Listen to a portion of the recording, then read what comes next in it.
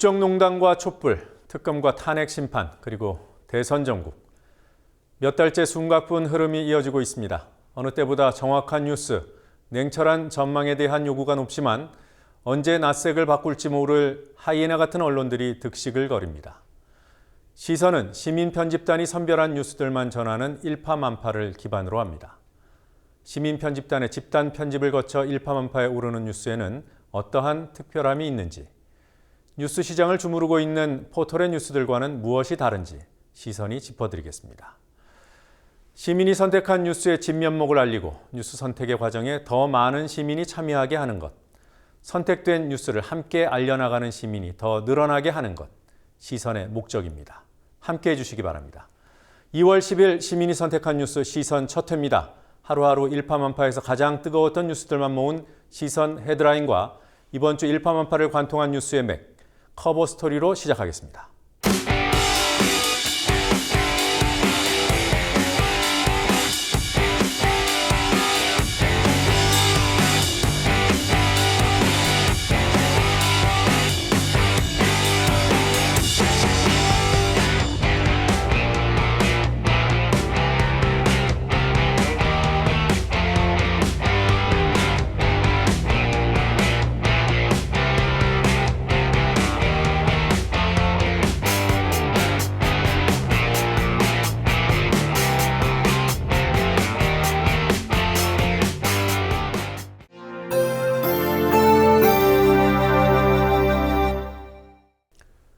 설날에 이런 일이 있었습니다.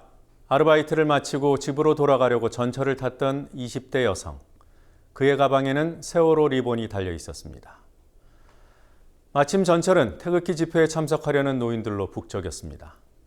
일부가 여성의 세월호 리본을 문제 삼고 욕을 하고 결국 60대 남성이 뺨까지 때렸다고 합니다. 이를 보도한 매체는 이 남성이 박사모 배지를 달고 있었다고 했습니다. 자, 이곳은 옛 서울시청, 지금은 서울도서관입니다. 집회 참석자들을 위해 주말에 화장실을 개방하고 야간까지 운영합니다. 이곳 직원들은 태극기를 든 사람들 때문에 주말 당직이 두렵다고 합니다. 서울시 내부통신망에는 태극 시민의 추태를 고발하는 글도 올라왔습니다. 도서관 내 음주와 흡연, 음식물 섭취와 쓰레기 버리기, 소란 행위와 정문 막기. 이뿐이 아니라는군요. 박원순 물러나라를 외치고 세월호 추모 공간을 부숴버리자고 한답니다. 직원에게 폭언을 하고 전단지를 얼굴에 뿌리는 행패도 부렸다고 합니다. 언론은 이들을 보수단체 회원이라고 보도합니다. 보수. 금전적 대가를 뜻하는 보수라면 모를까 가치 있는 것을 지킨다는 의미의 보수와는 거리가 멀어도 한참 멀어 보입니다. 꼭 그들이라고 하기는 어렵지만 그들과 한편인 것은 분명해 보이는 이들은 정말로 금전적 대가, 보수를 받고 있었습니다. 정경련 사회공헌기금 25억 보수단체에 쏟아부었다. 어버이연합, 정경련 돈 받아 단체 여행 다녀왔다. 이번 주 일파만파에 올라온 관련 보도들입니다. 이런 일도 있었습니다. 최근 전국 곳곳의 아파트 단지 우편함에 꽂힌 인쇄물들, 음모와 음해성 내용이 실린 저질 신문 호해들입니다. 지난 설 연휴에 이런 인쇄물 300만 부가 뿌려졌다고 합니다. 뉴스타파의 최경영 기자는 이렇게 말합니다. 어버이연합을 아직도 보수단체라 부르는 한국 언론은 한심하다. 새누리당을 보수정당이라 칭할 수밖에 없는 한국 정치는 참 답답하다. 뭐라고 불러야 할까요? 극우는 어떻습니까? 사전은 극우를 이렇게 규정합니다. 극단적으로 보수주의적이거나 국수주의적인 사상. 보수가 아니라면 극단이라고 해서 해당될 리 없습니다. 그들이 외치는 애국이란 구호가 국수주의에 닿을 듯도 하지만 애국인지 애금인지 구별하기 어렵습니다. 가치를 지키는 것이 아니라 구태내지는 기득권을 지킨다는 뜻의 수구, 이건 역시 모자랍니다. 염치를 모르고 탐욕스러운 양태까지 아우르지는 못하기 때문이죠. 표준말은 아니지만 꼴통을 수구에 붙인다면 제격입니다. 그러고 보니 우리는 이 수구꼴통이란 말을 꽤 오래전부터 써왔습니다. 이번 주 일파만파에 유난히 많이 올라온 수구꼴통 뉴스들. 특히 이 뉴스들에서는 수구꼴통들이 좀처럼 포기를 모른다는 사실을 새삼 확인합니다. 사학비리로 퇴출과 복귀를 거듭했던 상지대 김문기 전 총장.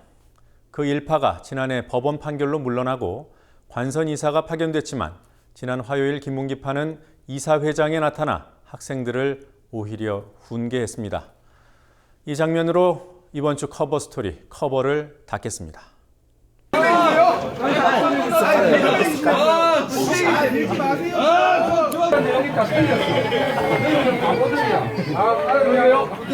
김문기 끝났다. 무슨 뭐가 끝났어요, 임마. 살아있어.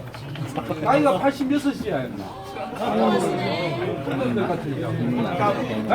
김문기가 좋은 사람이라고 너무 훌륭한 분이지. 왜냐하면 대단하십니다. 원주에 학교를 갔던 분이 훌륭한 분이지. 자기 재산을 털어가지고. 여기 있는 학생들은 나쁜 놈들이고요. 그러다 보니까 나쁘네. 기분 나쁘게 하잖아. 전 세계인들이 공부를 열심히 하는데 이게 뭐하는 짓이야. 우리도 일단 물러나고. 말도 안 되는 소리 하고 있어. 이제 시간 지나면은 이 시간들이 부끄러울 거예요. 왜 이러는 거야? 그런 줄 알아야 돼.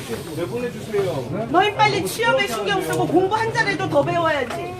이 소중한 시간에 어느 대학의 학생들이 이런 식으로 지금 방학을 보내고 있니?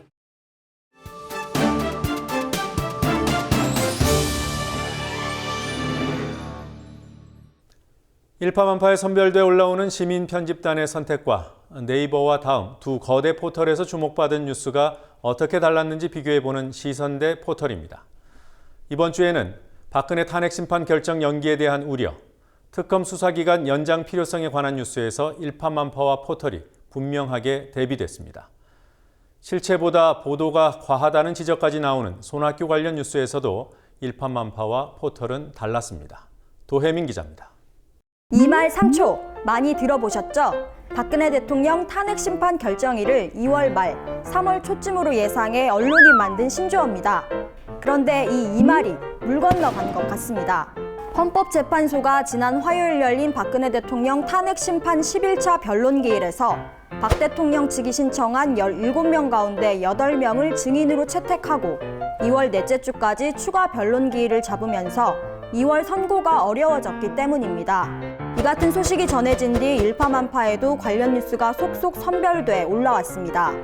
화요일 당일 일파만파의 선별 뉴스 49건 가운데 탄핵심판 관련 보도는 9건, 약 20%에 이릅니다. 뉴스의 중요성을 감안했을 때 아주 자연스러운 현상이라 할 수 있습니다. 수요일도 비슷했습니다. 포털은 어땠을까요? 탄핵심판 관련 뉴스 비중만 놓고 볼 때 네이버는 일파만파와 거의 비슷했습니다. 하지만 다음은 전혀 달랐습니다. 화요일 다음에 많이 본 뉴스 톱10에 관련 기사가 한 건도 없었습니다. 50위까지 범위를 넓혀도 2건에 불과했습니다. 대신 톱10에 유재석, 김준수, 새로 시작한 드라마 등 연예 뉴스 3건이 올랐습니다. 수요일에도 다음은 탄핵보다 연예 뉴스였습니다. 그럼 뉴스 비중이 비슷했던 일파만파와 네이버, 내용은 어땠을까요? 네이버 50위 내에 오른 뉴스들은 대부분 헌재 일정을 단순 전달하는 것들이었습니다. 하지만 일파만파에선 이른바 일정 연기에 따른 위기론이 부각됐습니다. 탄핵에 집중해야 한다, 촛불을 더 높이 들어야 한다는 것처럼 입장이 담긴 뉴스가 거의 대부분이었습니다. 시민들 우려에 화답한 것일까요? 헌법재판소는 결국 이렇게 선을 그었습니다. 추가 증인은 없다. 안 나오면 증인 취소한다. 양측은 최종 입장을 23일까지 제출하라. 3월 초에는 결론을 내겠다는 뜻으로 보입니다.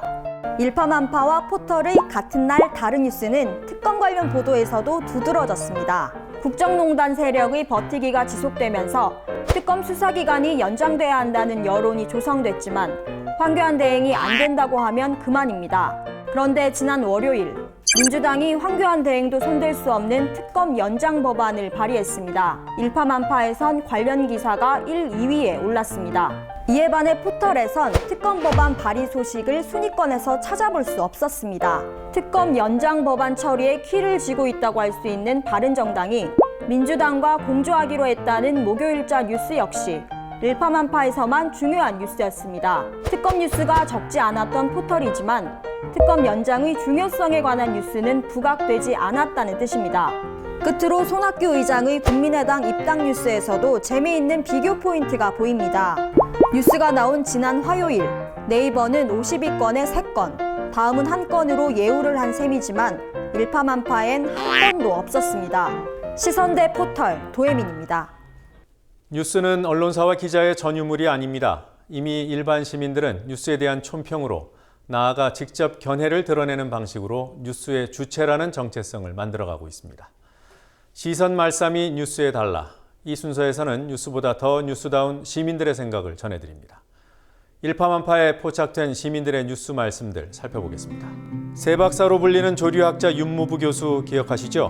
10여 년 전 뇌졸중 판정을 받고 투병을 해온 분입니다. 윤영주 씨는 박근혜 탄핵 반대 집회에 휠체어를 탄 채 참석한 윤 교수 사진을 페이스북에 올리며 세 박사 새누리 구하러 납셨다고 적었습니다. 메뉴가 아니라 식당을 바꿔야 한다. 황교안 대통령 권한대행이 새누리당의 대안으로 거론되자 전우영 교수가 페이스북에 올린 글입니다. 부패한 정권의 핵심 인사가 대안이 되어서는 안 된다는 뜻입니다. 문재인 전 민주당 대표를 향해 경희대 출신인데 국가를 맡길 수 있냐고 학벌 문제를 제기하는 저급한 글이 나돌았습니다. 그러자 패러디까지 등장했지요. 이 부장님이라는 별칭을 사용하는 이상윤 씨는 대학 대신 군대를 대입한 패러디를 선보였습니다. 이 부장은 102 보충대 출신인데 나라 맡길 수 있나? 병역 면제 정권에 대한 질타까지 담긴 패러디라 할 수 있습니다. 박스 문재인 선생. 각종 여론조사에서 지지율 1위로 나타나고 있는 문재인. 언론은 그의 지지율이 박스권에 갇혀 있다며 박스권을 벗어나는지 여부가 관건이라고 합니다. 그런데 이런 박스권 타령은 지지율이 10%대일 때도 20%대일 때도 있었습니다. 이런 행태를 비꼬는 뜻으로 만들어진 표현입니다. 권갑장의 정치 신세계를 진행하는 윤가피 씨 글이었습니다. 깃발을 든 자 말의 무게를 직시하라. 일파만파에 선별돼 올라온 르포 작가 이선옥 씨의 글 제목입니다. 사회 지도급 인사, 특히 세상을 바꾸려는 이들에게 비전을 보여달라. 경솔한 언행은 조심해달라고 당부하는 글입니다. 하나만 더 보겠습니다. 대탐소실. 대통령을 탐하면 저들을 소탕할 수 있는 기회를 상실한다는 뜻으로 카피라이터 정철 씨가 더 높이 촛불을 들고 탄핵에 집중해야 한다며 페이스북에 적은 글입니다. 시선 말씀이었습니다. 이번 주 일파만파에 올라온 영상들 가운데 특히 주목을 받았던 영상을 소개하는 순서입니다. 이번 주에는 경찰서 내부를 촬영한 CCTV 영상부터 소개합니다. 노인정에서 음식을 훔쳐 먹었다가 경찰에 붙잡힌 청년. 일찍 부모를 여의고 생활고로 어렵게 살아가던 청년인데 배가 고파서 그랬다고 합니다. 심지어는 미안한 마음에 설거지와 청소까지 했다고 하자 취조하던 형사는 밥이라도 사 먹으라고 돈을 건넵니다. 한 달 뒤 이 청년은 열심히 일해서 월급을 받았다며 받은 돈 3만 원을 형사에게 돌려줍니다. 이 상황이 고스란히 담긴 부산 사하경찰서 CCTV 영상입니다.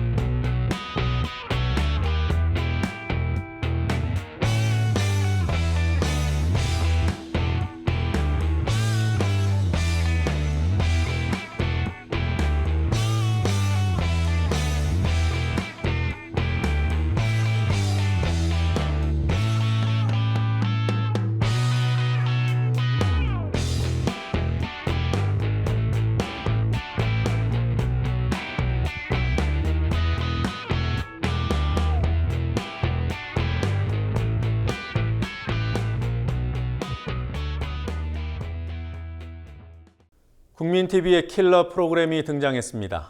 김어준의 파파이스가 바짝 긴장하고 있다는 맘마이스라는 프로그램입니다.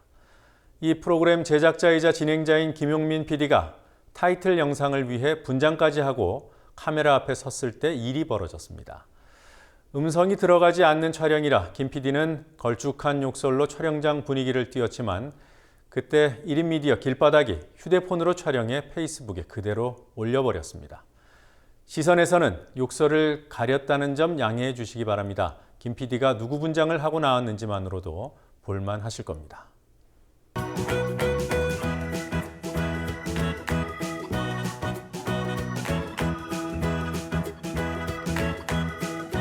야, 이 들, 내가 한번 갔다 나와 볼까? 이 들, 내 재산이 얼마인 줄 알아? 그냥 다 숨겨놨어. 못 잡을 걸?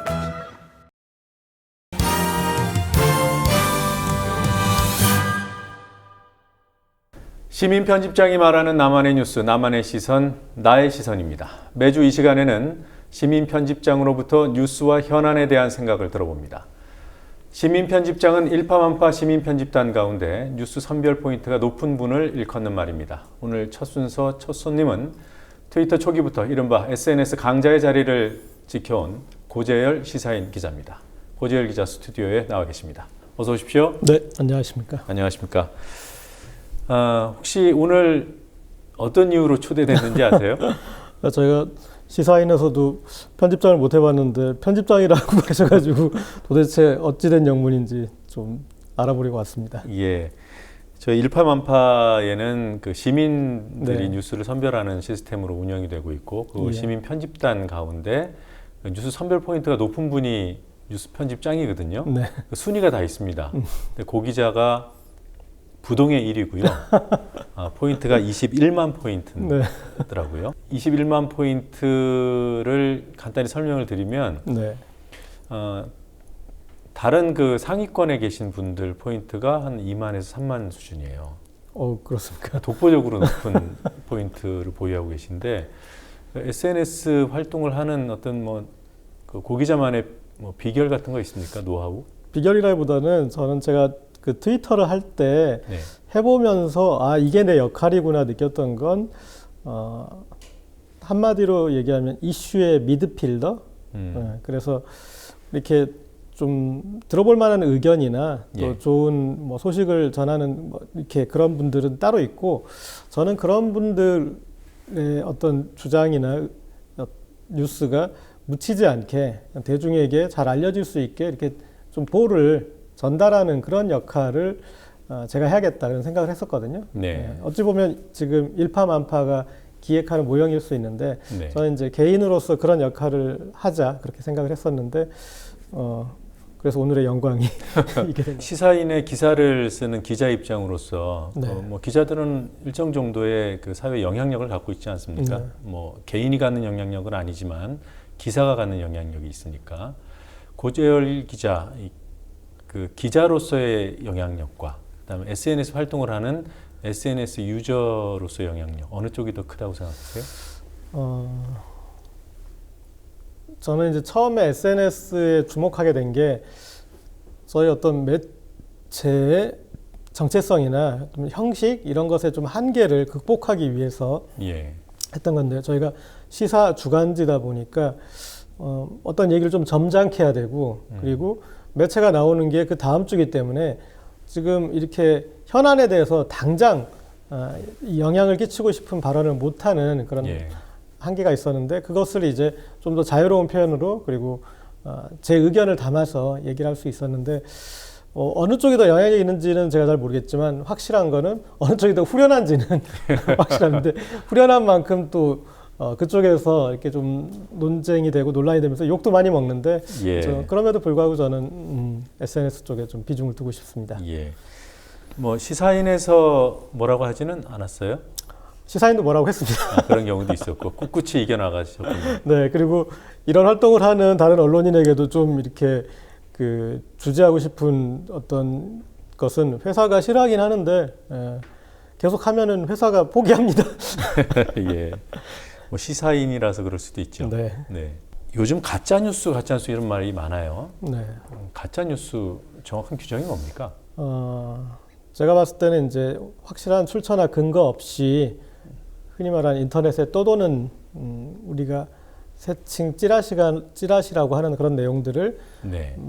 마치 실제 뉴스인 것처럼 실제 보도인 것처럼 그런 형태로 만들어내는 이제 그런 형태의 뉴스를 가짜 뉴스라고 좀 볼 수 있을 것 같습니다. 그러니까 예. 기존에는 어떤 뉴스 형태가 아닌 그냥 찌라시의 내용으로 인터넷에 떠돌던 내용인데 그런 것들이 이제 성형 수술을 한 거죠. 어떻게 보면 네. 화장을 하고 번듯한 뉴스의 모형으로 이렇게 돌아다니는 것들이죠. 이게 우리나라에 이렇게 많이 지금 심각한 수준인가요? 어떻습니까? 제가 봤을 때는 지금 기존 보도에 대한 어떤 그런 불신과 실망 때문에 그런 이제 가짜 뉴스가 움틀 수 있는 어떤 그런 터전은 만들어졌던 것 같고요. 네. 그리고 그런데 좀 이제 아이러니한 것은 우리가 국가 시스템을 불신하게 된 것은 사실 박근혜 정부 그리고 최순실의 국정농단 때문인데 그런데 그래서 시스템이 붕괴된 상태에서 어떤 그 공식적인 이야기를 믿지 못하는 상태에서 그들을 지지하는 집단이 다시 또 가짜 뉴스를 만들어서 네. 그런 빈틈을 주류에 대한 불신에 대한 빈틈을 또 파고드는 또 그런 측면 이중으로 국민이 또 농락당하는 것 같아서 좀 많이 안타깝습니다. 예. 그 고 기자가 하루에 몇 건 정도의 뉴스성 정보를 본인 SNS 계정에 올립니까? 예전에 제가 좀 트위터 때 좀 심하긴 했죠. 그래서 사람들이 잠을 언제 자냐고 그리고 좀 너무 폭트를 한다. 그래서 예. 이렇게 언팔한다. 그런 분들도 많이 있었는데요. 그런데 좀 저한테는 그런 것 같아요. 하루에 이를테면 담배 2갑 피는 사람이 네. 담배 1갑 피는 사람보다 더 부지런한 건 아니지 않습니까? 네. 그리고 담배 2갑 피는 사람들이 일하는 와중에 어떻게든 2갑을 피워내거든요. 근데 제가 SNS 하는 것은 그런 그 담배 피는 행위하고 좀 비슷한 것 같아요. 그러니까 기존에 뭐 기사 쓰고 뭐 다른 글 쓰고 SNS 한다고 더 부지런한 게 아니라 그런 거 하면서 담배 좀 더 많이 피는 정도? 네. 그 정도라고 저는 생각합니다. 그래서 하루에 몇 건 정도나 올리십니까? 근데 예전 같지 않아서 네. 지금은 모르겠어요. 제가 이렇게 통계를 안 내봐서 하는데 지금은 남들이 버텨줄 만한 그리고 봐줄 만한 정도로 올리는 것 같습니다. 예. 소위 말하는 국정농단 사건 터진 이후에는 워낙 그 이슈의 블랙홀로 그 사안이 작용했기 때문에 중요한 뉴스인데도 불구하고 잘 부각되지 않은 경우들이 많았던 것 같아요. 네. 고 기자 보시기에 이 뉴스는 참 아깝다. 많은 사람들이 알았으면 좋겠다. 그런 뉴스가 있습니까? 지금 이제 국민들이 우리가 탄핵 표결할 때도 그렇고 그 하루하루에 지금 거의 이 승부가 중요하니까 네. 그것에 좀 관심이 많지 않습니까? 그래서 지금은 이제 탄핵이 인용되느냐 안 되느냐 지금 이렇게 시간 끌기를 하다가 이정미 재판관 임기를 넘기는 거 아니냐 뭐 이런 네. 이제 그런 걱정이 많다 보니까 지금 당장 어떤 눈에 보이는 것들을 위주로 보고 계시는데 이 앞으로 이 이명박근혜 정부의 적폐청산이 과정인데 그렇다면 그 적폐가 어떤 게 쌓였는지 지금 이 국면에서 하나하나 좀 꺼내서 다시 깊이 있게 들여다봐야 됩니다. 왜냐하면 우리가 이런 일을 다시 겪지 않기 위해서는 이런 일을 왜 겪었고 그래서 어떤 일을 겪은 건지 그것에 대해서 들여다봐야 되는데 지금 당장 숙제에 매몰돼 있어서 국민들이 정말 이 10여 년 가까운 시간 동안 어떤 것들이 이렇게 실타래처럼 엉켜 있는지 그걸 봐야 될 것 같습니다. 그 당사자, 적폐의 당사자시기잖아요. 지금 탄핵 대상은 박근혜 대통령, 예. 조금 확장하면 박근혜 정권인데 예. 이명박 정부까지도 같이 들여다봐야 된다는 말씀이신가요? 그렇습니다. 왜냐하면 박근혜 정부 특징이 이명박 정부의 나쁜 점은 슬쩍 그대로 계승해서 그 양태를 그대로 활용한 거죠. 이를테면은 언론을 장악한 그리고 방송을 장악하고 그런 부분들도 그대로 이명박 정부 때 어떤 틀어 잡았던 것들을 그대로 이어받아서 예. 가지 않았습니까? 그러니까 그런 그 적폐가 어떤 식으로 이렇게 이어지는지 그것도 더 그래서 더 들여다봐야 되는 것이고. 네, 그건 뭐 일반인들이야 지금 흘러가는 이슈에 당연히 관심이 더 클 수밖에 없지만 지금 말씀은 미디어에서 언론사에서 조금 더 새겨들어야 될 것 같아요. 네, 그렇습니다. 예. 자, 현안 얘기가 나왔으니까 저희 코너에서 고정적으로 앞으로 할 계획인 그런 순서가 있습니다. 중요한 현안 5가지에 대한 질문을 제가 드릴 텐데요. 예. 바로바로 답을 해주셔야 되고요. 뭐 이유 설명 이런 거 필요 없고 결론만 내려주시면 됩니다. 네. 그래서 우리 고재열 기자의 정세 판단 능력 또는 예지력 이런 것이 사후에 아마 입증이 될 겁니다. 네. 질문은 참고로 미리 전달을 해드렸고요. 이 시간에는 제가 짧게 묻고 답을 짧게 이끌어내도록 하겠습니다. 자, 첫 번째 질문 드리겠습니다. 예. 헌법재판소의 탄핵 심판 결정일 몇 월 며칠입니까? 역산으로 이렇게 5월 둘째 주에, 그러니까 3월 13일 그 주에 형성돼서 5월 10일에 대통령 선거를 할 수 있는 그 정도로, 제가 정확한 날짜까지는 못하겠지만, 예. 그럼 한 3월 10일경이 되겠다. 네, 그렇습니다. 네. 이 판단 근거는 대통령 선거일을 일단 수요일. 태기를 하신 거고요. 네. 그로부터 2달 전으로 잡는다. 네. 자, 그 다음에 두 번째 질문입니다. 민주당 대선 후보 경선 결과 예상해 보겠습니다. 1, 2, 3위 누구입니까? 저는 문재인, 안희정, 이재명으로 네. 그 추이로 이렇게 진행될 거라고 생각. 근데 뭐 결선 투표까지는 안 물었으니까 일단은 1차 투표에서는 그렇게 갈 것 같습니다.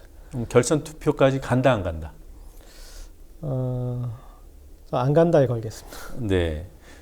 자, 그러면 지금까지 질문을 3가지를 드렸는데 탄핵 심판 결정일은 3월 10일경 그리고 민주당 대선 후보 경선 1차 투표에서는 문재인, 안희정, 이재명 순이다. 네. 그리고 결선 투표까지는 안 간다. 예.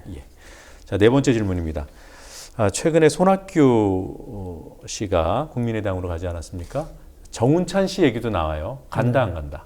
안 간다. 안 간다. 네. 자, 마지막으로 관심이 있는 사안인지 잘 모르겠습니다. 한겨레 신문사 사장 그 선거에 관한 질문인데요. 네. 최근에 입후보 한 분 중 한 분의 과거 칼럼이 논란을 일으키기도 했습니다. 들어봤습니다. 노무현 전 대통령 예. 관련 칼럼이었는데 자, 차기 한겨레 신문사 사장은 누가 되겠습니까? 그거는 저희가 그냥 모르겠습니다로 하겠습니다. 그래요? 그런데 그 논란이 되신 분은 안 될 것 같네요. 그래요. 네, 알겠습니다. 김종구 논설위원이지요. 예. 네, 이분은 안 될 것 같다라고 예상해 주셨습니다. 자, 고맙습니다. 지금 이 답변들은 뭐 길면 한 달, 짧으면 마지막 질문 같은 경우에는 한겨레 신문사 사장 결정이 우리 방송 당일이기 때문에 네. 방송을 보시면서 예. 판단을 하실 수도 있을 것 같습니다. 네. 이제 우리 이 순서 이제 마무리할 시간인데요. 이 순서에서는 끝으로 우리 시민 편집장께서 그 추천을 하나 해주셔야 돼요. 어느 SNS 계정을 참고하면 도움이 된다. 저는 이렇게 우리가 그 인생 도처 유상수라는 말을 하지 않습니까? 이렇게 살다 보면 정말 도처에 고수들이 있다. 네. 그런 얘기인데 SNS에서 그 것들 많이 느끼고 그러는데 그 중에서도 이렇게 이제 제가 말장난을 좀 하니까 그런데 도저히 따라갈 수 없는 말장난을 하시는 분이 있어요. 누구예요? 네, 이분은 이렇게 언어학자라서 전 세계 언어를 가지고 말장난을 하고 우리가 배운 거는 겨우 영어, 뭐 중국어, 일본어 정도니까 겨우요? 어쨌든 그래서 그분은 정말 전 세계 언어를 가지고 말장난을 해요. 그래서 그러면 뭐 제가 이렇게 정말 끄덕끄덕 할 수밖에 없는 그런 이거는 우리의 아재 개그를 어떤 예술로 승화시켰다고 할까? 예. 그런 분인데 신견식이라는 분인데 신견자식자요? 예, 이분 이제 최근에 이제 이런 관련해서 책도 내셨던데 한번 보십시오. 그러면 정말 어떤 말장난의 끝판왕을 보실 수 있을 겁니다. 페이스북 계정인가요? 네네. 네. 한 가지만 더 네. 여쭤보겠습니다. 일파만파 시민 편집장으로 모셨잖아요. 일파만파 써보시니까 어떻습니까? 저도 제가 이 뉴스를 소비하는 방식이 두 가지인데 하나는 이제 여러 뉴스 사이트에서 뉴스들을 한번 이렇게 스캔하고 그 다음에 또 특히 페이스북이나 SNS를 통해서 제가 믿을 만한 분들의 뉴스의 어떤 그 선택하는 거를 이제 또 같이 보는데 그러면서도 또 빠뜨렸던 중요한 뉴스들이 여기에서 보게 됩니다. 그래서 저는 일파만파가 의도했던 것들이 어떤 이슈의 패자부활전 측면이 있다고 생각하는데 제 스스로 그 측면을 일파만파를 통해서 채웠으니까 그 부분이 가장 인상적이고 다른 어떤 이 시청자분들한테도 제가 추천해 드릴 수 있다면 그런 채널을 하나 더 얻음으로써 우리가 이 이슈에 링에 올라와야 될 어떤 이 이슈들을 여기서 만날 수 있다. 그렇게 좀 소개하고 싶습니다. 자, 오늘 말씀 잘 들었습니다. 오늘 시간 내주셔서 고맙고요. 시민편집단 활동도 더 왕성하게 해주시기 바랍니다. 네. 고맙습니다. 알겠습니다.